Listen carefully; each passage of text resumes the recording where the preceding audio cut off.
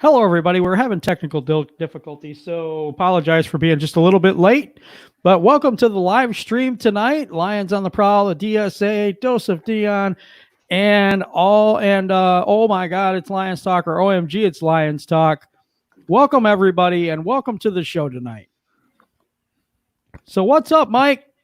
Hey, man, it is Sunday night. I am loving this idea of doing a show Sunday nights, 7 p.m. Eastern time. Folks, this is not going to be a one-thing occurrence. This is going to be every single Sunday. So welcome to the new show, and let's get it.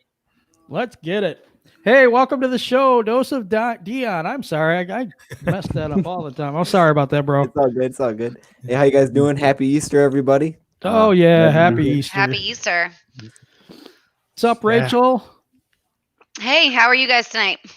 Really, really good. Awesome. I'm trying to think here. Tim, are you with us? Yes, I am. Oh, okay. Tim's with us. Tim is the other half of Lions on the Prowl. Doesn't usually get to be here because he is, unfortunately, working second shift all the time. But, Mike, could you do likes for me? Yeah, I can definitely do that. First, let me tell you who's in here. What up, though? Devin99, K-Man, SZN, Ken Stoddard. Welcome. Detroit Drew, part of the DSA. Obviously, Chris Cashbaugh, welcome and welcome. We got a good one for you, Chad Fletcher. And I see right now, currently, there is 16 in the chat. We have 12 likes. Thank you, just went up. Let's get 16. And let's start the show, man. Let's get at it. Let's get at it. All right. I have a first question for the panel, and it's which Lions player from last year's draft will be the breakout player of that class this upcoming season? And number one, I'm going to go to you, Rachel. Sure. So as soon as I saw this question, two people popped into my mind. The first being Jelani Tavai. I think he is set to have a breakout season, especially with Jamie Collins' veteran influence in that locker room. I think we should expect to see some special stuff from him. And the second that popped into my mind was Amani Oruwariye. I think he's got to step up, especially not knowing how, what we're going to do at corner. Maybe he'll be playing opposite Trufant, and he's going to have to put it all out there. So those are the two that I'm going to be looking to kind of have some breakout seasons this year. That's a good answer because that was my answer. So Yeah, man, I should have stuck to the one. I'm sorry. No, you're all right. I recognize some of the DSA members in the chat. Luke G is here and Detroit Drew is here. Shout out to you guys. All right. Next on this question, Mike, who do you think is going to be the breakout player this year from last year's draft? Man, I really want to go Amani Oruwariye. That was definitely my pick. Rachel is a thief. She stole my pick from me.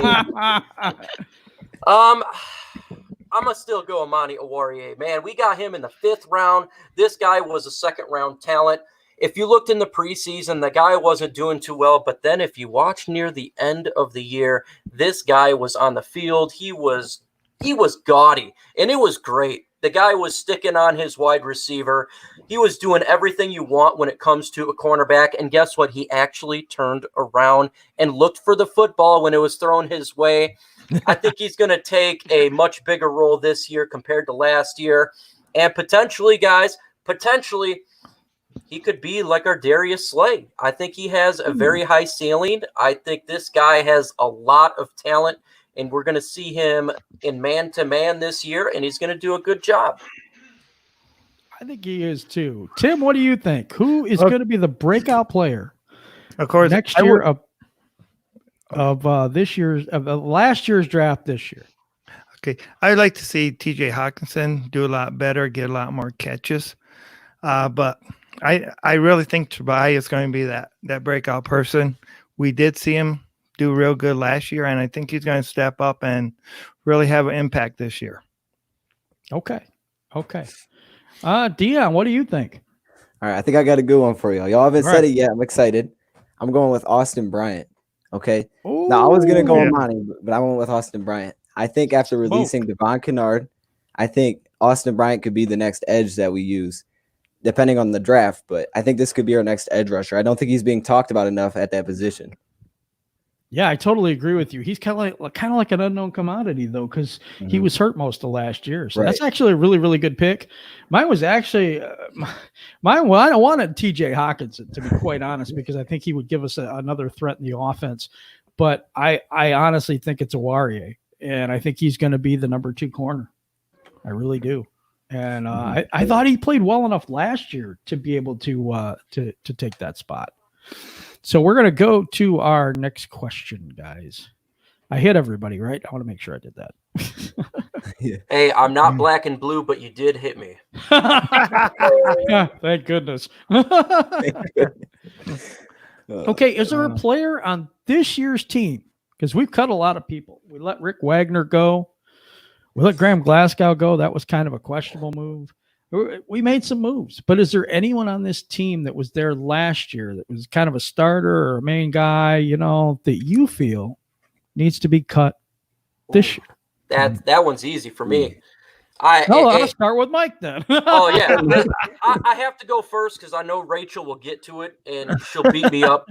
But this is no doubt in my mind. This is the guy who makes Nevin Lawson look good, and Christian Jones. This guy needs to go. He is the dead weight of this linebacking core. If you watched last year, he was getting burnt. He was getting ripped up. And right now, if we decide to draft a linebacker, whether it be an Isaiah Simmons or someone else, he has got to be the guy to go.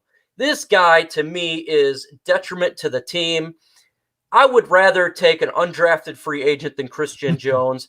I would rather take Joseph Dion in the linebacker spot than Christian Jones. Tim even looks good compared to Christian Jones. I even would take myself, guys, and I have a double neck fused spine from C6 to 12. So, guys, this guy cannot be on this team. He is the dead weight. He is Nevin Lawson of what we had a couple years ago. He is KFC as our old offensive coordinator. He is the guy I do not want on the Detroit Lions defense. I think he's pretty sure about that. Right. I don't know. Maybe not, but Rachel, what do you think about this? Is there a player that you think that should be cut? Good, Rachel, man, that is the greatest pick, Rachel. I got to tell you there. I think she's gone. she really enjoys the 55-man roster that we got going on here. I guess so. Can you hear me now? Yes. Okay. Sorry, I lost my microphone there for a second.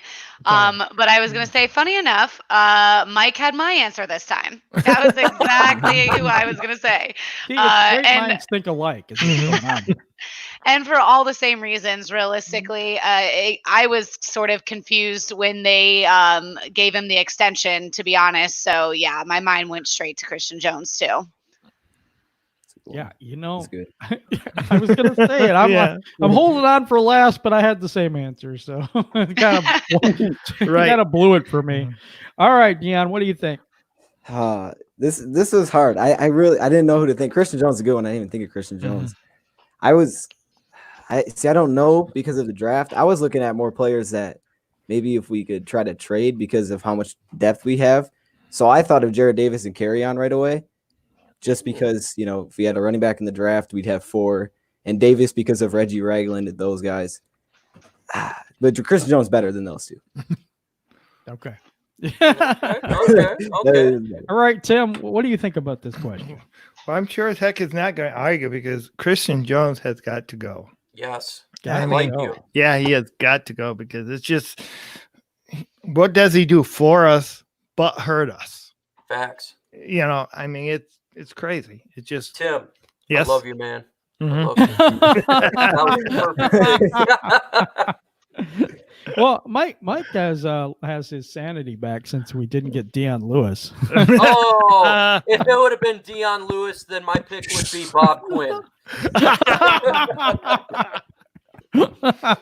That's funny. All right, guys, let's go back to the questions. And let's see. What is the best case scenario for the Lions in the NFL draft? And we're talking about trading down. We're talking about staying put and selecting the player that you want. We're talking about different scenarios and trade situations. So I'm going to go to Tim first with this one. Okay. I would like to see him trade with Miami and get a couple more picks, because of course we have so many holes to fill. I mean, it would be nice to get a couple defensive players. Of course, that's really what I like. I would, if we stay pat, I would like to see them get Isaiah Simmons, because I think he could really help the team. I like his speed. I like what I think could really add to the defense. So, okay, that's my answer. I screwed up big time, just letting you know, because I'll tell you all the truth. We have OMG, it's Lions talk on today. Hey, I'm here. He's in the building, man. He's in the building. Yeah, I was wondering where he went. I wish we could get that up here. It's a lion with like a Patriot head. It's awesome. Yeah, I know. I got it saved on my phone, but I don't have it on the laptop. So yeah. All right. So first question, and I'm gonna give him a chance to get the questions because he was in the waiting room. I can't see that because the bottom thing is kind of covering it up. So that's what happened, guys. Sorry, I apologize for that. But you're fine. You're fine. Let's go to this first one. Which player from last year's draft will be the breakout player of that class? Wow, man. Austin Bryant was who I was gonna say. Yeah. So actually, I'm gonna go out on a limb and just say Will Harris. Because really Will Harris has to be, because we only right now have 4 game time safeties. I don't count Killebrew, and I don't count CJ. Those are special teams players. Yeah, I get that, but I think Harmon's gonna start. Yeah, he will, but Harris, I mean, in those 3 safety sets, we only have 4 safeties right now. We're probably going to pick up one more in the draft or through free agency. We're going to run with 5 safeties. So I think Will Harris is going to have to step up. He kind of doesn't have a choice. So okay, yeah, all right. Yeah, and we cut Quandre, so he don't have a choice. Yeah, he traded him. See, is there a player on this team that was here last year that you feel the Lions need to cut? And if so, who? Oh, man. Please don't take my head off, guys. But I really just think Jared Davis needs to go. Okay. Just because he's undersized, okay? But he's undersized. He can't play outside linebacker because he can't cover a receiver, a tight end, a running back. He sidesteps blocks, and instead of going and taking the block on straight up, with one shoulder and making the play with the other shoulder, he runs around the block and he gets blocked out of the play, taking himself out basically. And that's just not football. You can't be scared of contact and collisions.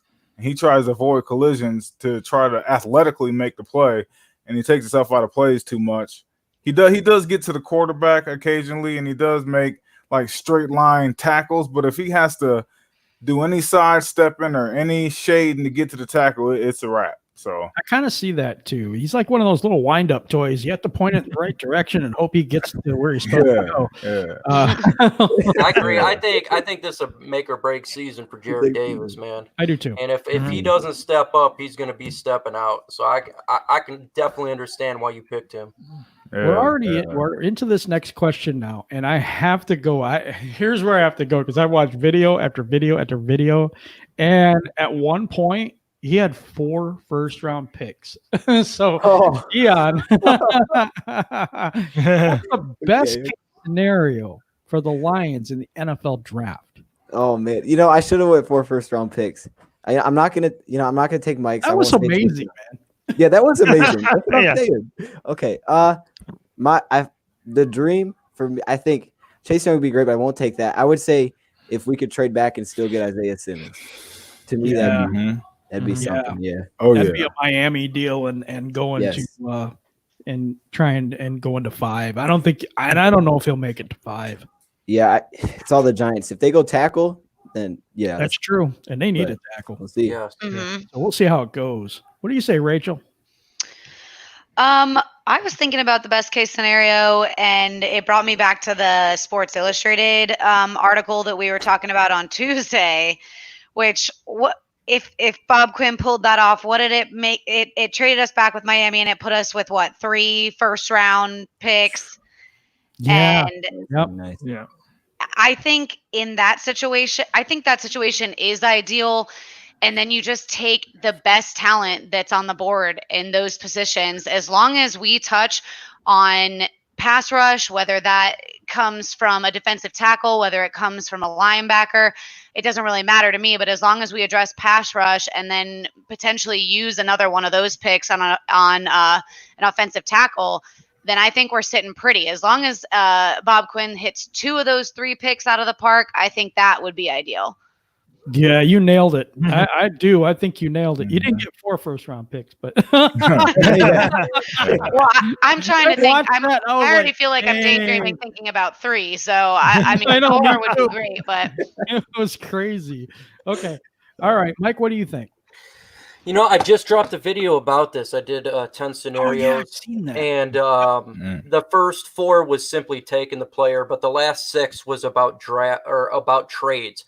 And my number 1 trade scenario would be trading with the Miami Dolphins and acquiring their 26th overall pick and their first second-round pick. And the reason why I say just those 2 picks is I think that's fitting for the amount they're going to want to get, because we're only dropping 2 spots, and guess what is going to be there? Either Simmons is going to be there, Okudah, and Derek Brown will be there. So you're going to get a blue chipper regardless of what decision you want to make. And with that second first-round pick, you have a chance then to get Gross Matos, the defensive end. You have a chance to get Cesar Ruiz, the guard/center. You have a chance to get Clavion Chase on, another defensive end. You have a chance to acquire a lot of players that are quality still in the first round. And to me, you're still going to get the player who you value with the 3rd pick. You're going to pick up another value player with that 2nd pick, and picking it up another 2nd round. If you look how the players fell, if you decided to not go guard with that first pick, you could pick up a guard with your first, 2nd round pick, and the second one you can pick up the running back or another position of value. You can get a Gallimore. The situations that's taking place, you can pick up logically, you can pick up, instead of getting 2 starters, you could pick up 4 starters just by moving back 2 spots with a team that's guaranteed, if they move up, to get a quarterback. And all you're waiting on is, what is the New York Giants going to do? They need an offensive lineman, so there's a good chance that Simmons will be there. But if he is not, guess what, guys? There's an absolute chance, it's 100% chance that Derek Brown will be there, Okudah will be there. There's a great chance Simmons will be there. You're going to get a blue chip player, and you're going to get 2 solid other players with that pick. I would love it. I think that's best case scenario and realistic scenario. Yeah, that actually sounds pretty good too. I mean, you know what? Anything we improve our team with, I'm telling you, I love it. I absolutely love it. And last but certainly not least is the M from OMG, Michael. Hey. What do you think about this? What is the best scenario for the Detroit Lions in this upcoming draft? So I just want to say to y'all know Bob Quinn's not going to do the obvious, right? I just want you to know that. Jelani Tabahi was not the obvious. Frank Ragnow was not the obvious. So I'm going to say that we stay at 3 and we take an offensive lineman. Oh, man. I know. I understand your pain, man. I mean, that's just me thinking logically. It's unlogical. We're Lions fans. We're not supposed to think logically. I know the fans can all pick out the perfect scenario for the draft. I mean, we can call it. I mean, all of us can call it. I mean, even the guy sitting at home can call it. But Bob Quinn always tries to be a little bit smarter than everybody else. and he's gonna say he's gonna pick an offensive lineman that he doesn't plan on starting this year. Oh my gosh. It's so That's true. typical. I'll tell you what. Yeah. I think you might be onto Yeah. something there. Yeah. Okay, so this next question is also about the draft because that's what we're coming up on, and the draft will be on Mike's channel and Luke's channel and my channel. We're gonna have you covered in the DSA for the upcoming draft. Please get the likes up. Please subscribe to OMG It's Lions Talk, Dose of Dion 2.0, Micro Mike, Rachel Marie Sports, and Lions on the Prowl, and the DSA members.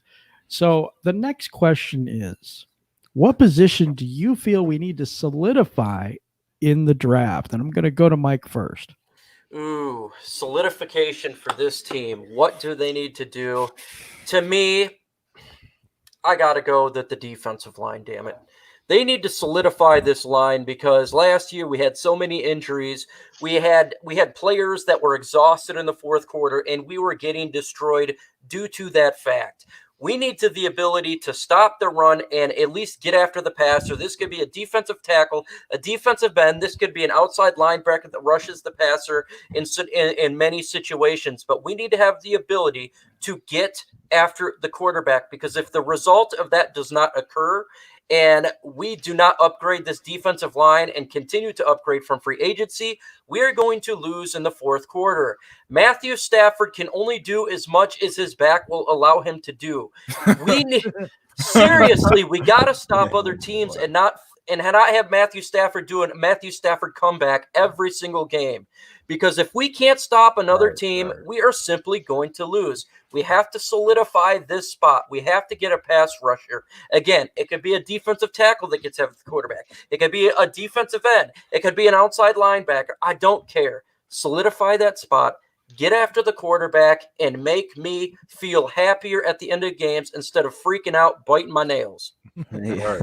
That's good. Good. That's good. What position do we need to solidify, Michael, from OMG? I can't go with the same that he went. I'm gonna go different. I'm gonna stay on the same path I was just on. I'm gonna say offensive line.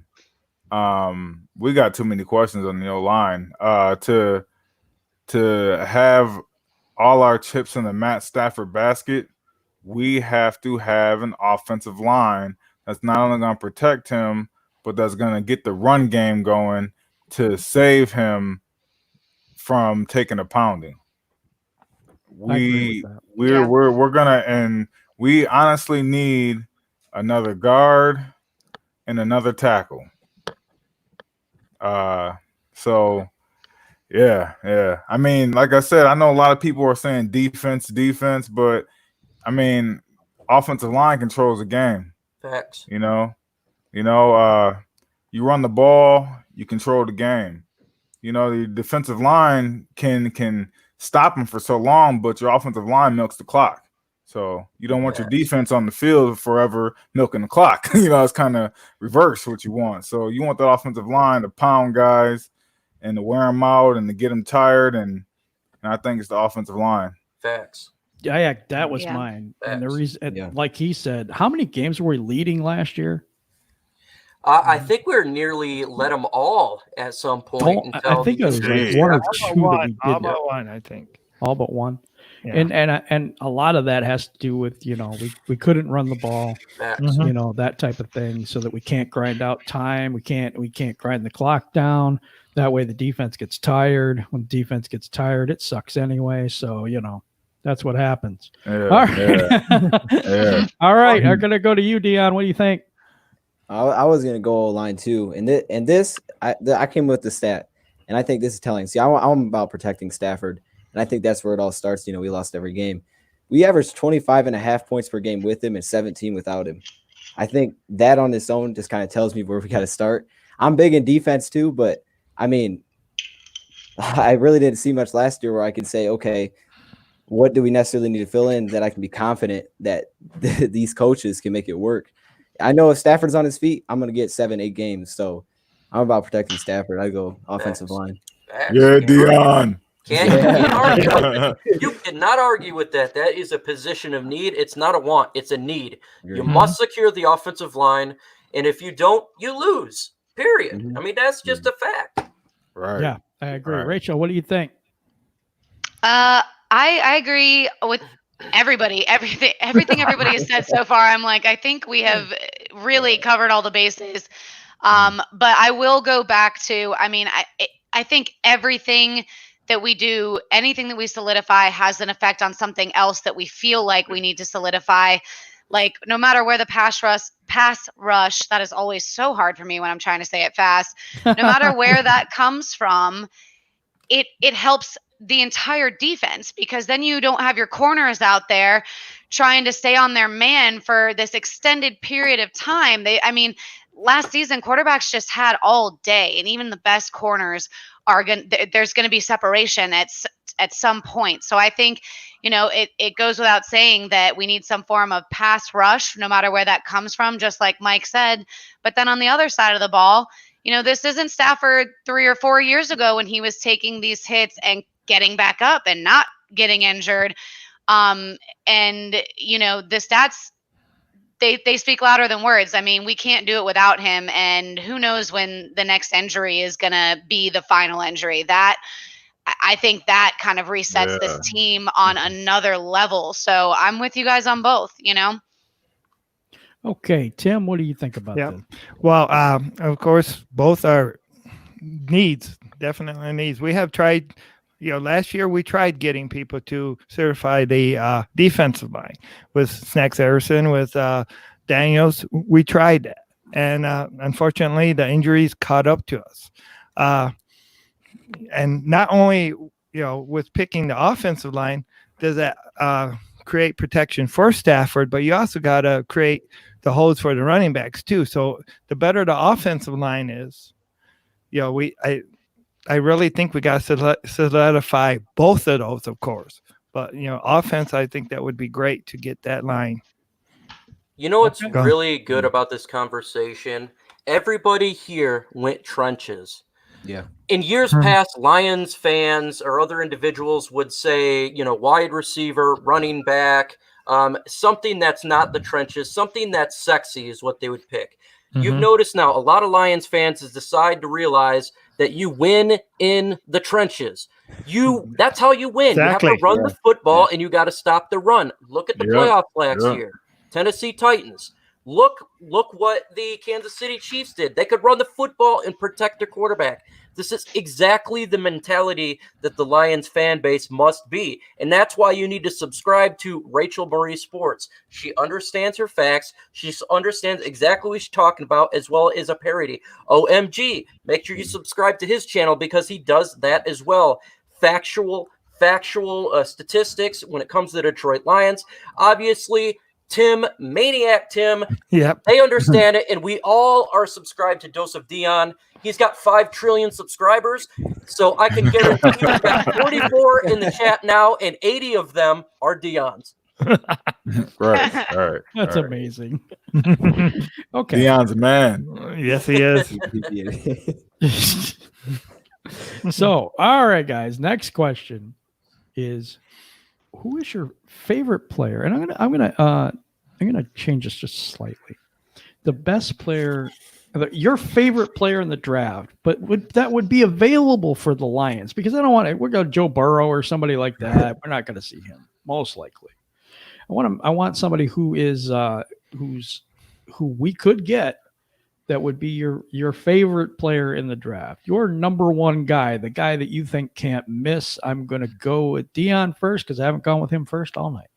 Okay. Well, the guy, I would say Simmons, but I also want to throw in a sleeper here. Right, this has been my guy. Not a lot of people know who he is. It's Kevin Dodson.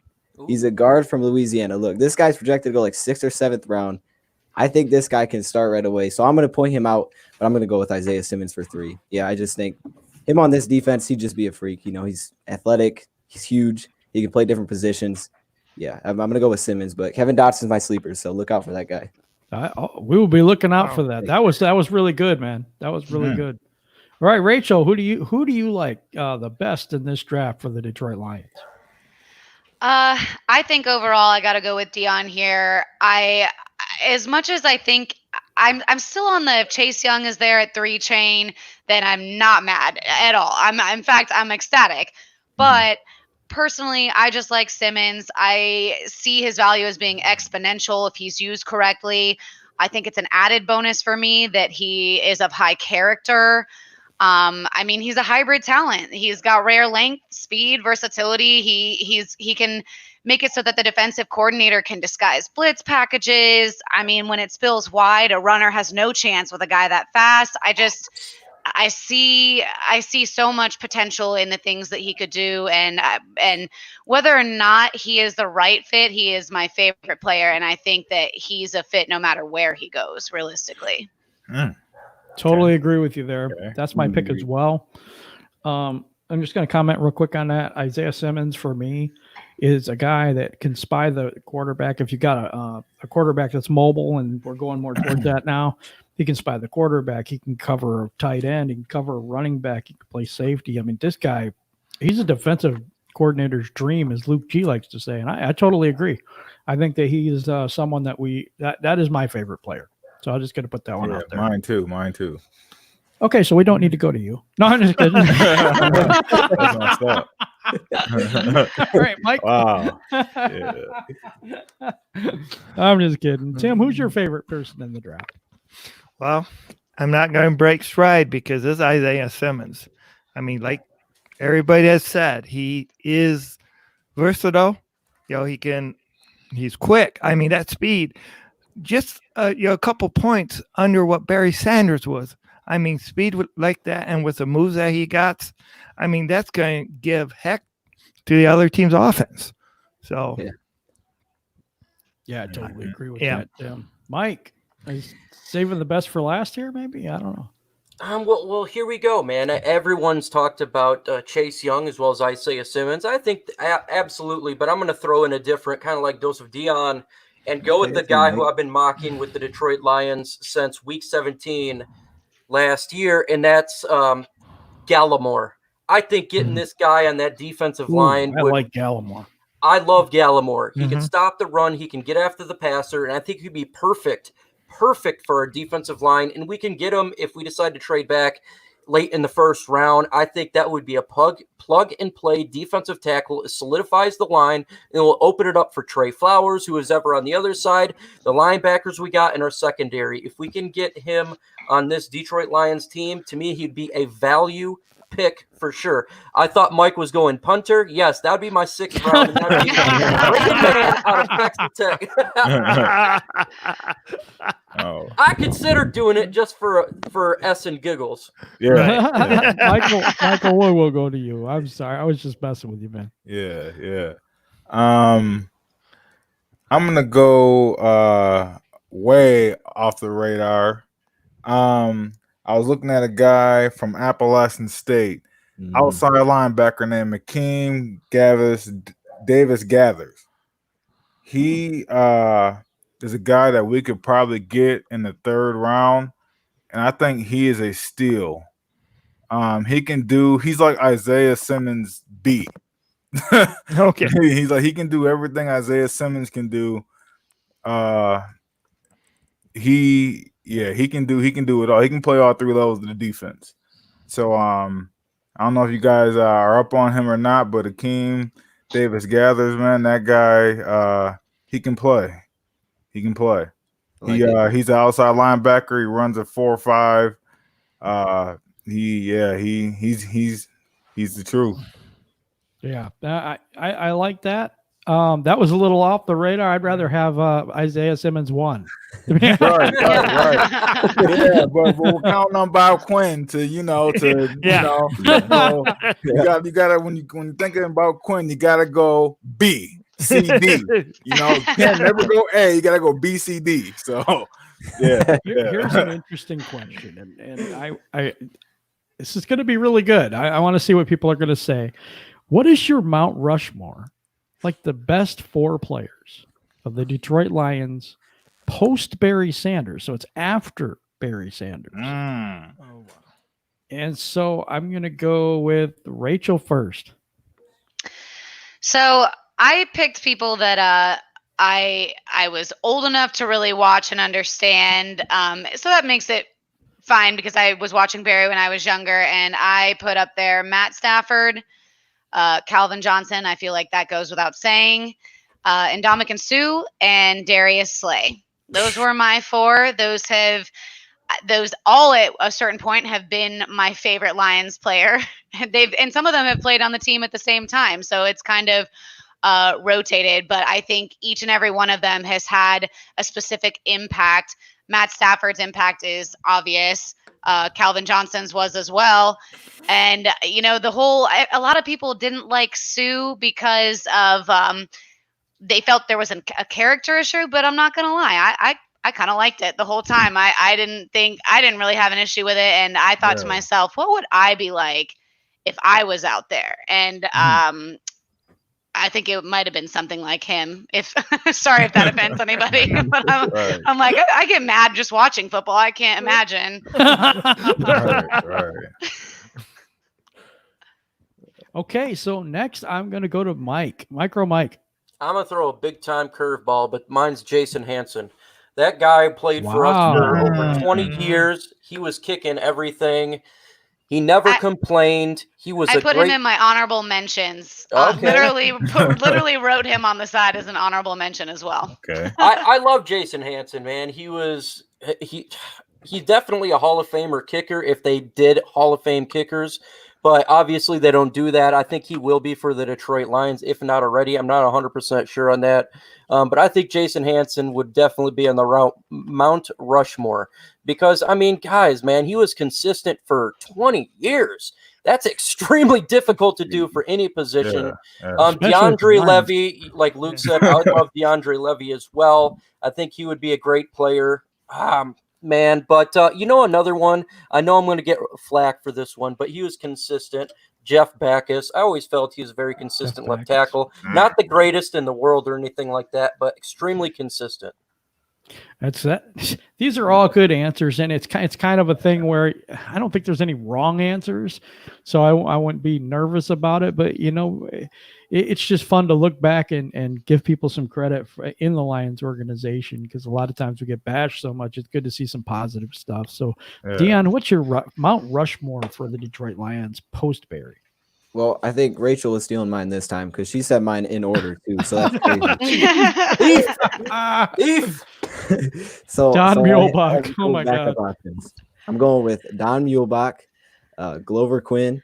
You got to go Matt Prater. Since you said Jason Hanson, I'm going Matt Prater and Stafford. Prater, yeah. Love it. I love it. Okay. I like that. I like that. Yeah.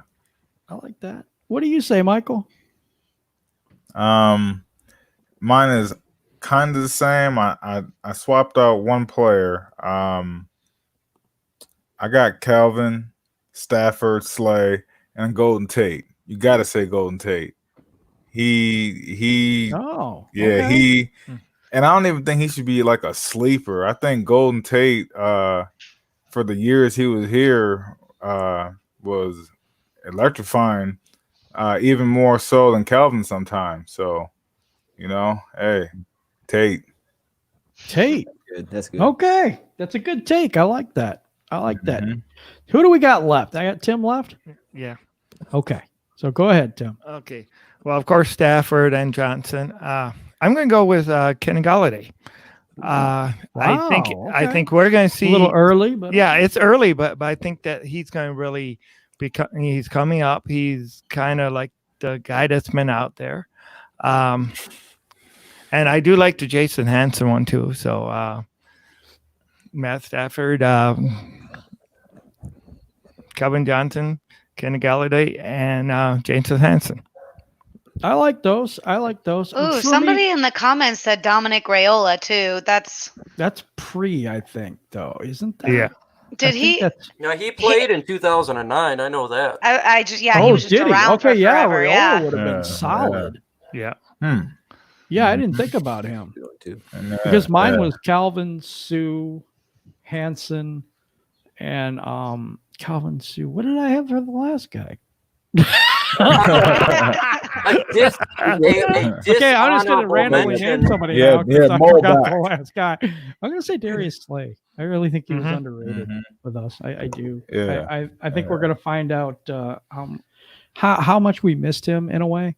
I miss Sean Rogers too. I thought he was a good player. Sean Rogers is a good player. Yeah. Dishonorable mention: Eric Ebron. Let's do that. Okay, let's do that. Let's go. Let's go to your Mount Rushmore of disappointments. Is that okay with everybody? We're out of our regular questions, so I'm going to throw that one out. That a good one. All right. Ooh. Let's start with Michael. He seems very eager for this. Oh man, it's a lot. It's a lot. I can't even narrow it down. It's a lot. Kyle Van. Okay. Thought maker. Okay. Joey Harrington. Joey Harrington. Okay. Yeah, I think Joey Harrington is the best worst player. He's the best worst player to play on the Lions. I think he is a guy that it's not his fault totally. If our franchise had its stuff together, Joey Harrington could have been Pro Bowl caliber type of player. I mean, I know you guys might be looking at me crazy, even though you can't see my logo, my avatar. But I'm telling you, man, if we had what we had, if we would have built it for Harrington, he would have been good. But since he wasn't, he was scary, running around, throwing the ball up for grabs, and that he just underplayed all his talent. He underused it vastly. Yeah, I like your answer. I really do. I was going to say Mike Williams, and somebody got that number 10 overall draft pick, wide receiver. Ugh, ouch. I don't know. It's just one of mine. So I'm going to go to Dion. We'll see what you have to say. Okay. See, I don't know all these old players. See, I'm out of my comfort zone here. Oh. Okay. There's got to be some recent people that you think. Oh, I think I got one. I got Michael LaShore. Ooh, From what I can good I feel pick. like he didn't That's a live good up to the one. hype. That's a good pick. Yeah. Running back out of Illinois. Yeah. Oh, yeah, that sucked too because I thought, I think he might be all right. Then he got hurt, and he got hurt, then he got hurt, and then he went away. Terrible. How about you, Rachel? What do you think? I had two that immediately popped into my head. The first one being Tease Tabor. I was excited about him when we drafted him, but I mean, we all know how that panned out. And then a little while before him, Titus Young, who I thought had a lot of potential as well, and those just turned out to be two major disappointments. Oh man, I agree with you totally, Rachel. Yeah, I almost forgot about Titus. Crazy. Yeah, that was the guy who thought he was better than Calvin Johnson. You remember that stuff? Oh yeah, he talked himself up pretty big. Yeah, he was good though. I'm not going to say he wasn't good because he was outstanding, but his head was just. Ugh. Yeah, his head was not in the right place. His head was not in the right place. All right, Mike, you got one? Man, this is a great question. I'd love to do a top 1,000. Yeah. Oh yeah. Well, we don't got that long, but Ryan Broyles, man, that dude. It seemed like he was never on the field. The guy was just never on the field. We wasted a second-round pick on him. But I'm gonna go ahead and go Eric Ebron, not just because of Ebron. It's because we passed on the greatest defensive tackle. We could have had a great tandem with Ndamukong Suh, and we took Eric Ebron, and we didn't get Aaron Donald. And to me, that pick was so frustrating. Right. I was cursing a storm. I'm going to say this, and can we go all time? Because my all-time one right now is Terry Fair, and I don't know if you know him. Oh yeah, right after him. Probably not Dion, but I'm left out here. The guy that was picked right after Terry Fair at 19 was Randy Moss. Mm-hmm. Oh. Everybody passed on Randy Moss to that point. Everybody. Yeah. But anyway, you know what is a common theme with all these picks? They're first round picks. Yeah. Oh, we yeah. have had the worst first round of any franchise in the history of the four major sports. How about Andre Ware? Andre Ware. Yeah, That's a long time ago. yeah, it He is. was brought to run the run and shoot in 90, but right after we won in 91, we went to the championship game in 91, and he was brought in to be the quarterback of the run and shoot, and he was a water boy or a clipboard holder or something. Never really got a chance. Yeah. Charles Rogers. So okay, who do I Matt have left? Millen. You have Matt Millen? Yeah. Oh, Dr. McDougal. I do remember him. He was a guard, or I believe he was a guard or a tackle. I know he's an offensive lineman. I believe he was a guard. But yeah, mine was Joey Sunshine. So Joey Harrington at the third pick overall. Yeah. The bad part is not only does he get picked by us, he comes back and beats us. He went to Miami, and then he comes back and beats us. It was horrible. Absolutely horrible. Yeah. Did you get to go? I didn't know if you did. Are you I don't talking think to me? he's here. He left. Okay. Okay. All right. Anyone? Anybody I missed? I want to make sure I didn't miss anyone. I'm good.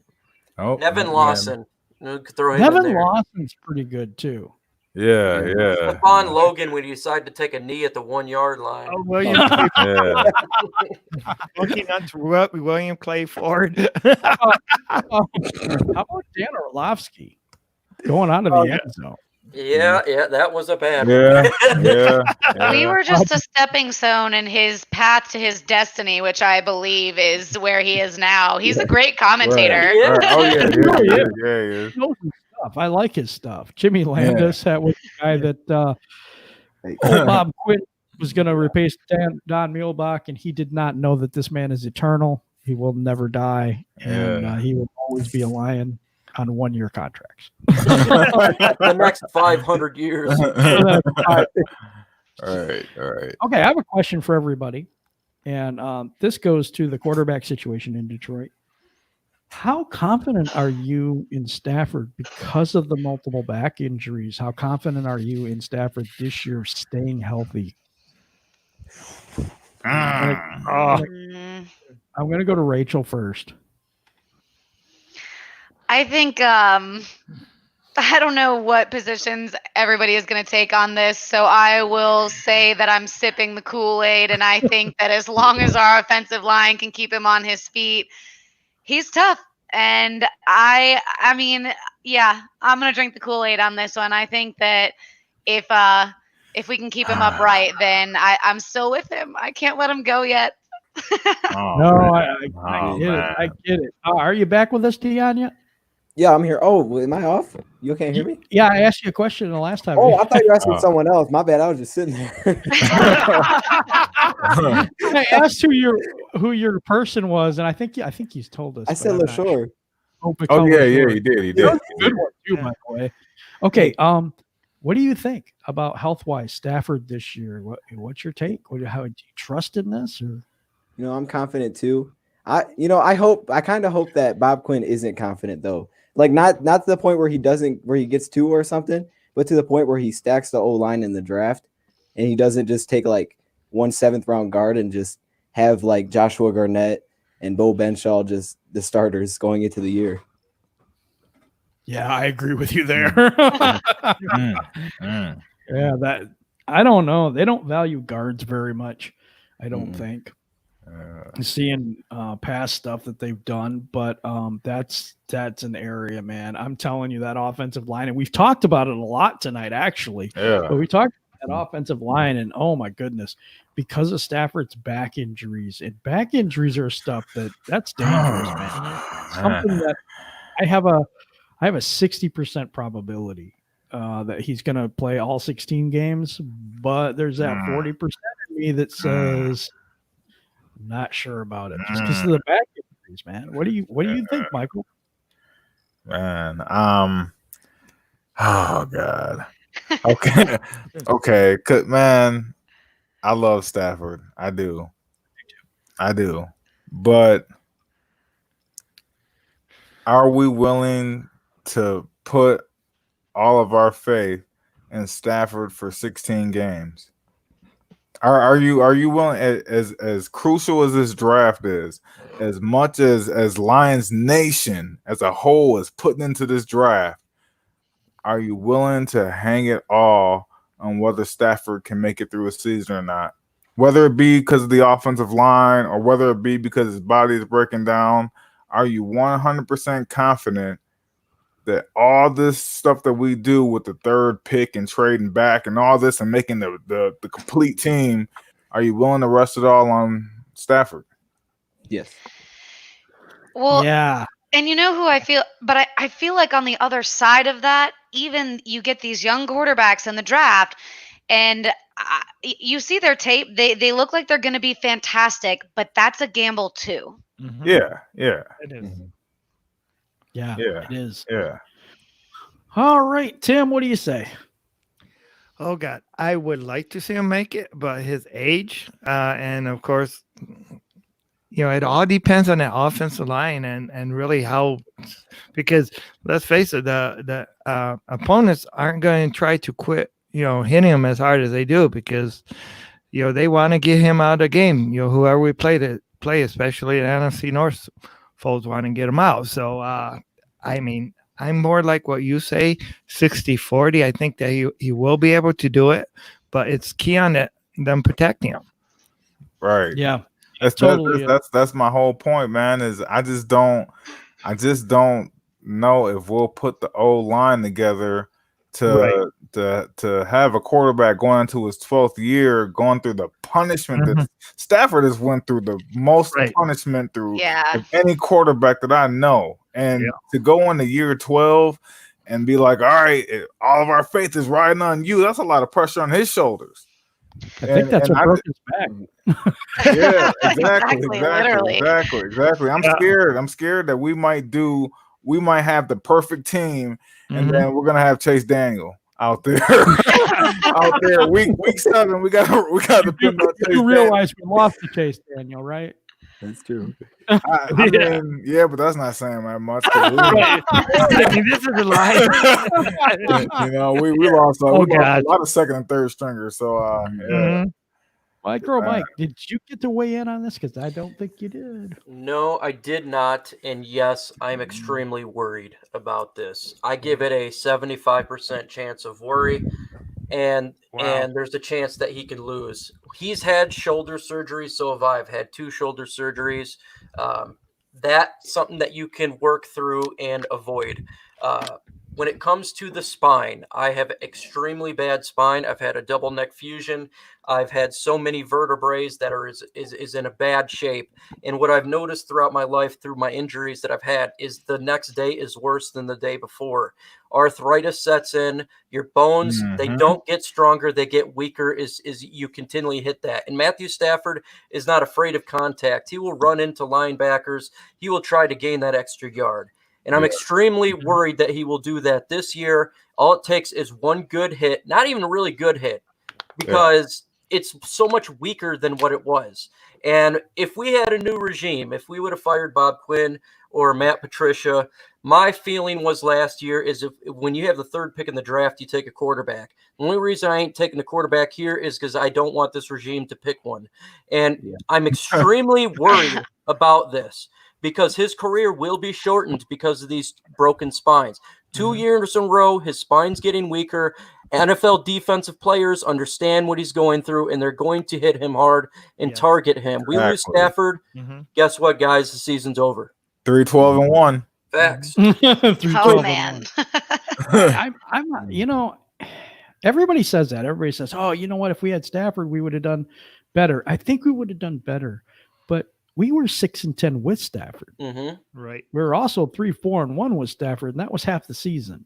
So I'm not trying to say that I don't like Stafford, because I do, but it wasn't a major differentiator for me. Well, I thought we were in most of the games anyway. If we had him, yes, I think we would have been better last year. Do I think we make the playoffs with him last year? I don't think that. No, because defense was too bad. Offensive line wasn't good enough either. Well, offensive line actually was rated 11, so it's not, not terrible. When would you draft a quarterback, Tim? I'd draft probably in the second round. The second round? Ooh, Yeah. I think that's a little high. I mean, I would go with third round, maybe fourth. Third. Somewhere. Jake Fromm, I would like. Yes. Yeah. Yeah. I mean, but do you guys really want like another Chase Daniel backing up Chase Daniel? No. You know what I'm saying? I think you got to get somebody, and I like Luke G's thing here. Is next year, I take a quarterback next year. You could take one this year if you wanted to sit him behind Stafford and have Stafford show him something. I think Stafford's the type of person that would actually go and help another person, help a rookie. You know what I mean? There's some quarterbacks that won't. Right. But I think Stafford's the type that would, and I think it would actually be prudent to take one later on or something in this draft. I don't think it would be bad. If there was no mandate and they had another season, they knew they had another season, I think they would. I think they're going to be a little scared with the mandate. I'm going to start getting some questions from you guys, the subscribers, and I had one up here. Okay, here's the question. Don't y'all think Bevel will take into account as well? The offense in year 2 should be more tailor-made for Stafford to succeed. What influence do you think Darrell Bevel has in how Stafford is protected, and is that going to does that weigh into your decision about him not getting injured next year? I'll go to Rachel. I think it depends. I have a lot of faith in Darrell Bevel. I love what he does with the offense and what he did last season. But I still think that it all comes down to the actual players on the O-line. So, if you have somebody out there like, actually, he was successful after he left us, so I kind of feel bad saying his name right now. But, if you had a Laken Tomlinson right after we drafted him out there and everything's getting by him, then I don't think it's going to make a difference how Bevel game plans or not. And I also think that this is all that much harder if we don't have a running game. Yeah, I agree with you there. 100% agree. Anybody else want to take this question? Kind of going into a little rapid fire thing going on. Man, I think he is very good at developing offensive players. I mean, he did that with Jeff Driscoll and David Blau. I think what he does with this year is what we have tried to do since Barry Sanders, solidify the offensive line and run the football. If he wants to keep Stafford safe, and the best way to do that is simply to hand the ball off, not passing 75% of the time in a game, do 50-50, run the football, and open it up, man, because Stafford's just sitting in the pocket when they're constantly throwing the ball. Defenses know they're going to throw the ball, and it's extremely hard to pull the play off. If they're balanced with the ability to run the football, that will relieve Stafford on his spine legitimately, or it will relieve the offensive drives as well. And in the fourth quarter, you just run the football and you keep Stafford safe in that way. Okay. Yeah. I think another thing about Darrell Bevel that we underestimate is his eye for quarterback talent. He was the one that went out and recruited and watched and scouted Russell Wilson, and they got him in the third round, where actually that was not a very popular decision at the time. A lot of the people said he wouldn't amount to anything. He's going to be a career backup and stuff like that. But Darrell Bevel saw something in him and brought him in, he won the starting job, and now we all know what happened. But if he's involved in this situation where he sees somebody talented like that, I could see them going with that. Yeah. Darrell Bevel is he's a very, very good coordinator. Good coordinator. I think he took Tavares Jackson to a playoff game. So that's and Gus Frerotte. So if that says anything, he can definitely scout out that ground and pound game, and I think that's what Stafford has to do. The thing is, though, that I think we're not answering and asking the question is Stafford, does he want to become more of a prototypical West Coast quarterback? Yeah, I don't know that he has to. I think Bevel really can. I think he can adjust. I do. Anybody else want to comment on Bevel before we go on to the next one? I You love know, Bevel. I think Bevel, he's worked with a lot of veteran quarterbacks. So I mean, I don't think those guys that he's worked with have maybe been through the injuries that Stafford has, but like he was working with Brett Favre while this dude was 40 years old. So I'm sure he knows kind of what the players are going through and maybe how to protect them, because Brett Favre didn't miss games that often. So I don't know. Maybe he can keep Stafford protected, getting the ball out quick, whatever it may be. Wow, that was a good one. Any Mike, you wanted one too? Want that on this? Hey, I've already talked about it when it comes to Daryl Bevel, but I think he will definitely draw up plays that'll protect Stafford and draw up plays for whoever's at quarterback and put them in best position to succeed. I love Daryl Bevel, man. Going from KFC to Bevel was the biggest great jump of all time. True. Wow. Okay, so Luke G from the DSA. Shout out to Luke. Hi, well, thank you for being in the chat tonight, man. Hey, Luke. What's up, Luke? Hi. Hey. Good. Is trading the third overall pick really the best option for the Lions? Micro Mike.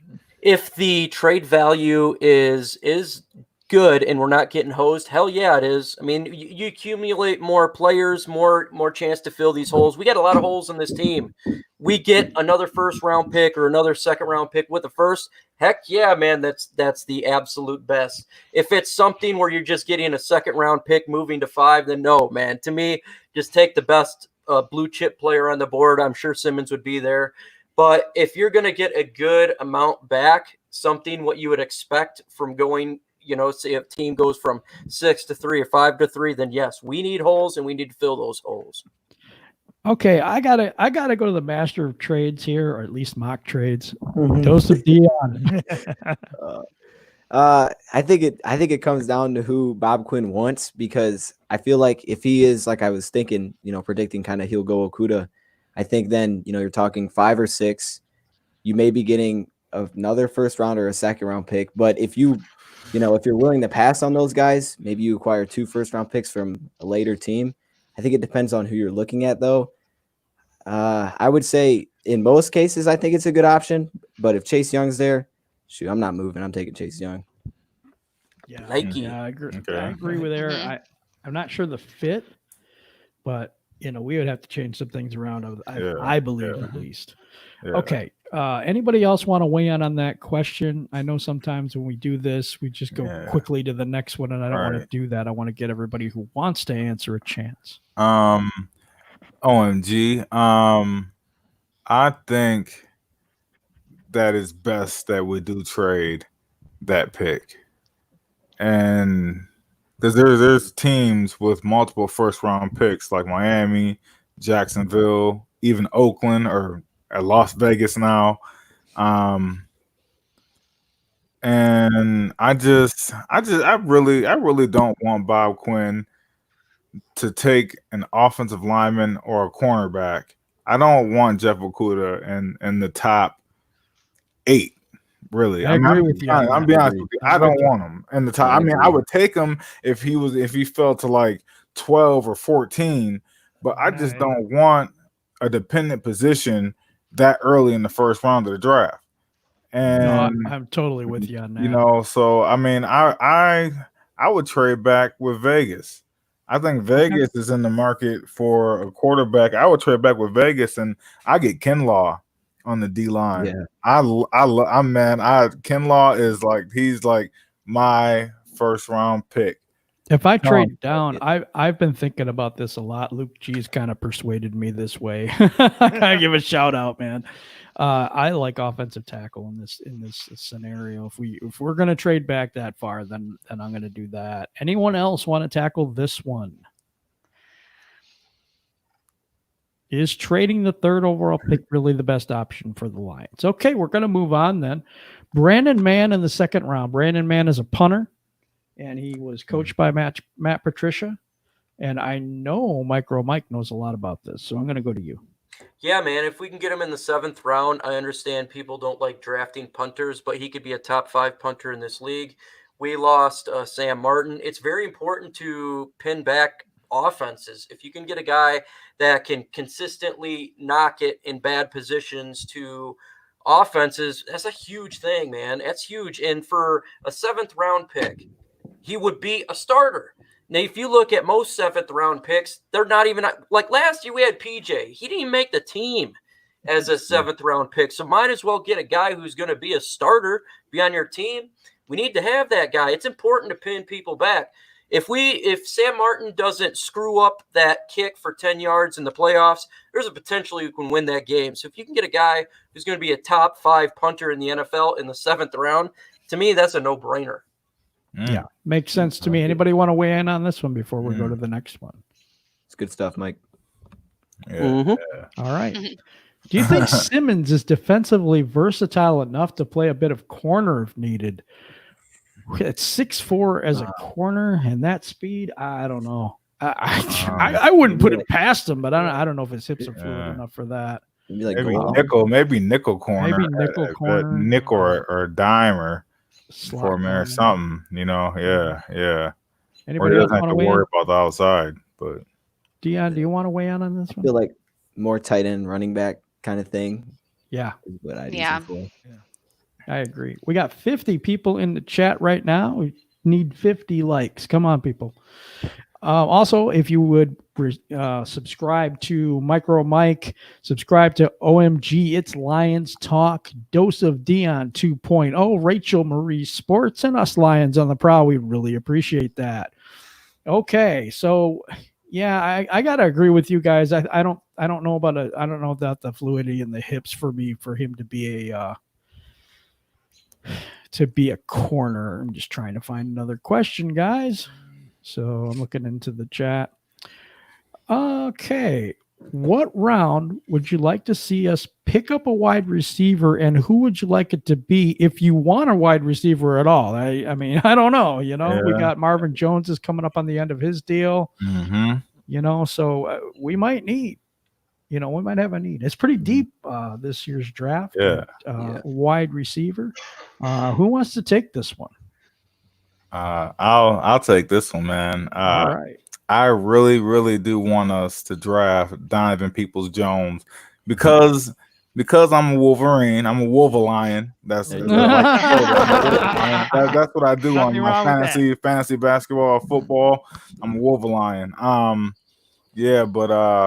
Donovan Peoples-Jones, man, I think he can come in next year, not his rookie year, but the year after. I think he can take Marvin Jones' place in year 2. I really do think so. Yeah.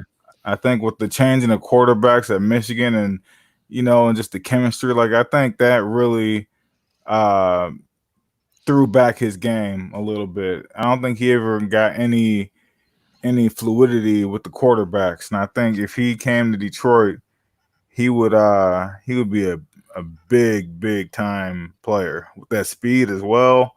Man, athleticism. Donovan Peoples-Jones, man.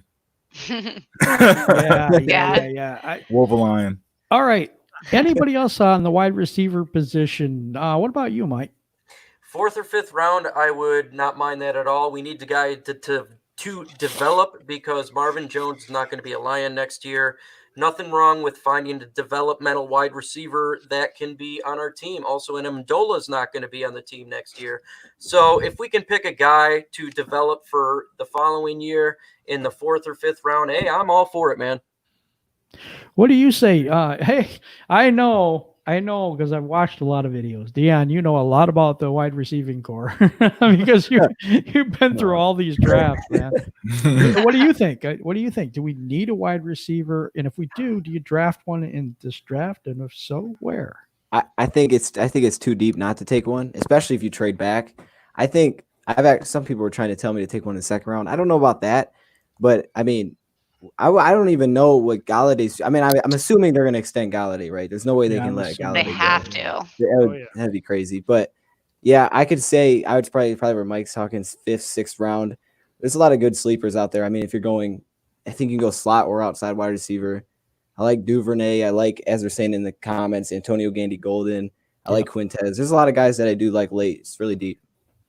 Yeah, it is a deep draft for wide receivers this year. I think we should pick one up. I just don't, like I said, I don't want to pick one up in the 3rd, 4th round or something like that. I think we could go back further in this draft and get quality. I really do. Mm-hmm. So, Rachel, do you have something to say on this one? I am with Mike. I'm a homer on this one. I like Donovan Peoples-Jones too. I also just kind of want to see how he can develop with. And I hate to say this, but I mean, like, a quarterback that's not Shea Patterson. I feel like I feel like Shea Patterson. I mean, I hate to do that, you know, to my own team, but I hate to do that to my own team. But I mean, I was there at that Michigan-Alabama game here in Orlando, and I'm looking at Shea like, what are you doing? Yeah, XFL talent right there. Well, there'll be XFL.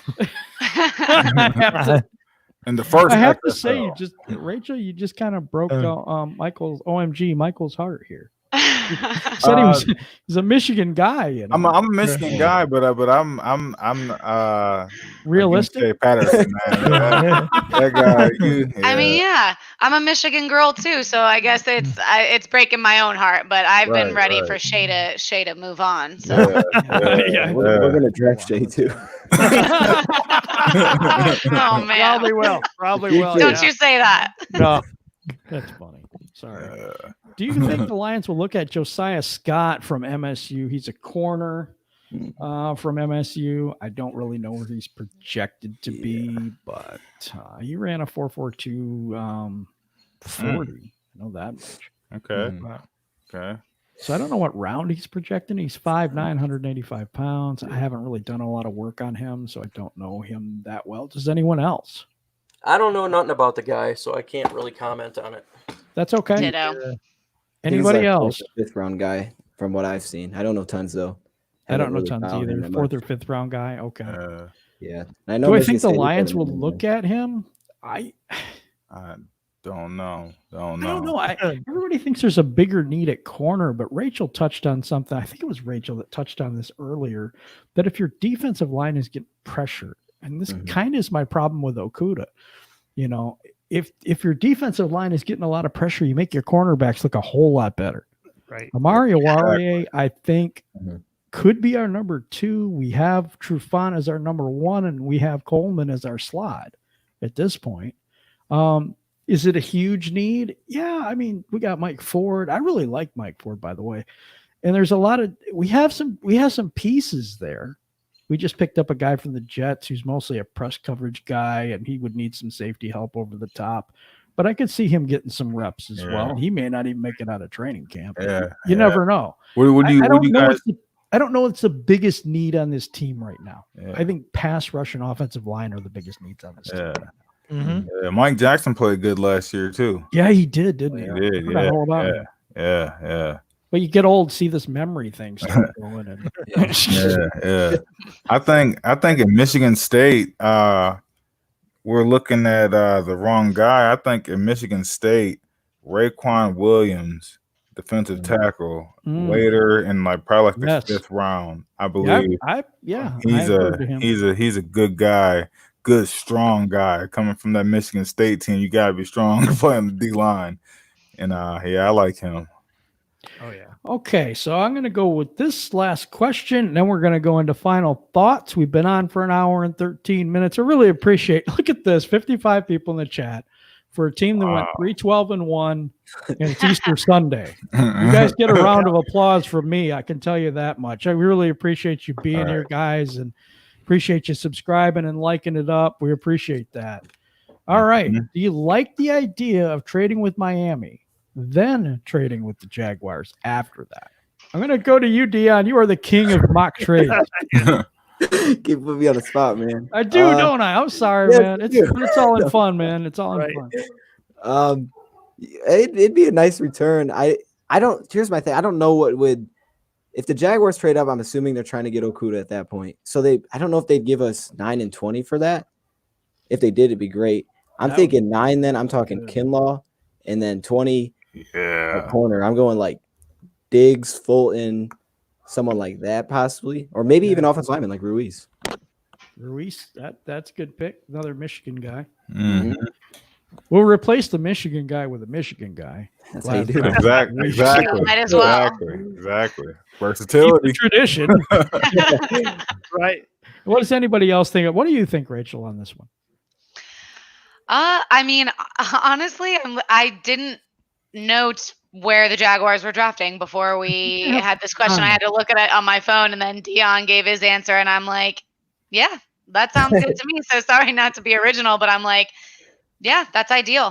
I don't know why, but I like Derek Brown better. I just do. I have liked him ever since I first seen him. So I would go that way. I'd actually go offensive tackle at 9 if I could. Do you think Derek Brown will be there at 9? It's going to be hard because I think the Panthers would love to get Derek Brown, but it's possible, man. It's absolutely possible. Yeah, he's been falling. I think we could get him at 9. I do. Yeah, probably could. There was a scenario, wasn't there, Dion? I think there was a scenario where Simmons fell to 9 or something like that. Yeah. Wow. Yes. Oh man. Wild. I remember that. I was like, that would never ever happen. No, I gotta take him. I mean, right. First you gotta take him, but I thought that was crazy. It's so much fun to do this stuff. Yeah. The craziest thing I seen was Jared Judy at number 2. Oh, wow. I've seen that. Yeah, the Washington Redskins took Jared Judy. I was like, what the? I like Jerry Judy though. I mean, trade back and we would get a bunch of picks like that. I wouldn't hate that pick. I would not hate that pick. I'm telling you. All right, let's go to final thoughts today, and I'm going to start with Rachel tonight, the queen of the den. Rachel Marie Sports. Well, I tried to add Queen of the Den to my Twitter tag earlier, and for some reason it was having a domain error every time. So stay tuned. It'll be in there shortly. But again, I just wanted to say thank you guys for having me on, and thank you, Jim, for letting me join your show tonight. Always appreciate being involved. It was awesome to get to talk with you, Dion. You have some great stuff going on your channel. We all follow along, and everybody in the chat.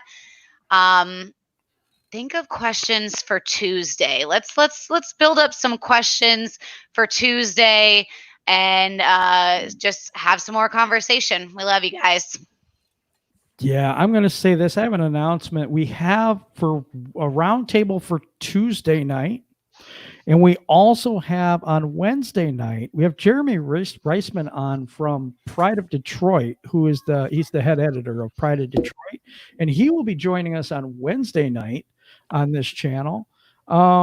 Mike, who's hosting on Tuesday? I can't remember. You are hosting on Tuesday. Okay, well, maybe I could have remembered that. So the schedule is as follows. On Tuesday, it's on Jim's channel. On Thursday, it's on the Real Detroit Lions channel. Sunday, we're back on here because now this is a done deal. It's a weekly show we're going to have. After that, we have not figured out whose channel will be on next Tuesday after, so maybe mine, because on Thursday, then we're going to go live on Luke's channel. So make sure you subscribe to the Real Detroit Lions fans. Make sure you subscribe to Jim as well. Rachel, everyone, just subscribe to their channels because you just never know whose channel this will be on. And that's what it's all about, man.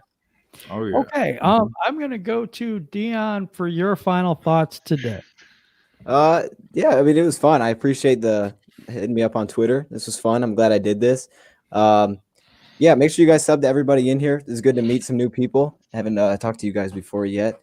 No. And hopefully Bob Quinn doesn't take an offensive lineman at 3. So Reach.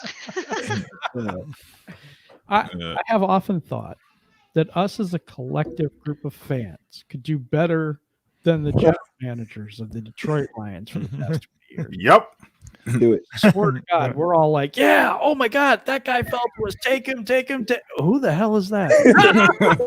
but it's been Thing that goes on. it's been longer than 2 years though. Afterwards, it's all of a sudden then we're like, okay, we got that guy. Let me look him up. Well, you know what? He's pretty good, I think. Right. I'm really not sure, Yeah. but maybe. And then we justify it, and then we're like, nope, we were right in front. we should start a petition, man. We should. Let the fans take the first 3 picks of the draft, and the Lions can take the rest. That sounds good. They're getting Kind better. of vote him in, right? Right. Vote him in. Okay. All right. I'm going to go for final thoughts with Tim. Okay. Well, once again, it was nice meeting all you guys, all you new people, and looking to do it soon, every week, of course. But shoot, hopefully the Lions can get it together. Definitely don't want to see this number 3 spot wasted. If they can trade back, get more picks, that's what I want to do. But hey, one pride, go Lions. Go Lions. All right. OMG, it's Michael. Hey. I'd like to thank you guys for having me on, man. This was fun. This was fun. I like this. I'm a Lions fan for real, so this is truly good. But I just think that we just gotta put our seatbelts on and strap in and hope for the best in this draft, man. And I just don't be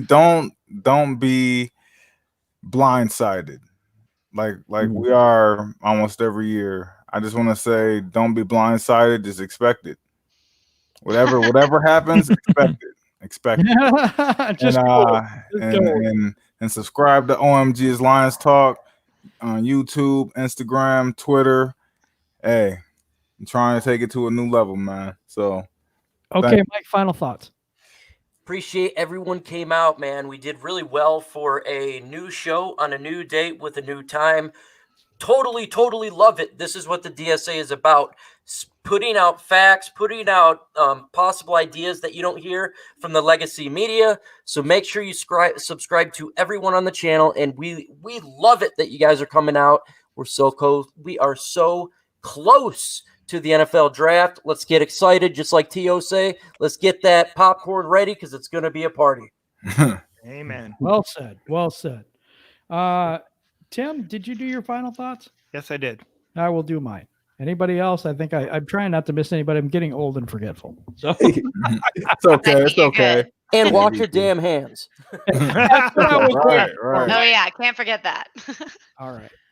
So mine for today, as we go through all this crisis and things that are going on in the world today, it's nice to be able to get together with other people that think the same way as you do and enjoy a night of talking about your favorite team and enjoy a night of just, being able to be in the company of other Lions fans and being able to just talk about stuff that gets our minds off things for a little while, gives us a little break. And I appreciate Joseph Dion for joining us. I really appreciate you, man. No, Rachel, thanks for being here, man. Mike, appreciate you. Michael, you too. And Tim, I don't really, because we're friends and we've been friends. Oh wow! See what I live with all the time. But anyway, so all right, everybody. You have a wonderful, wonderful day. Take care of everybody in your family, and we appreciate each and every one of you. Thank you, and you guys have a great day. We'll see you Tuesday. All right. Take care.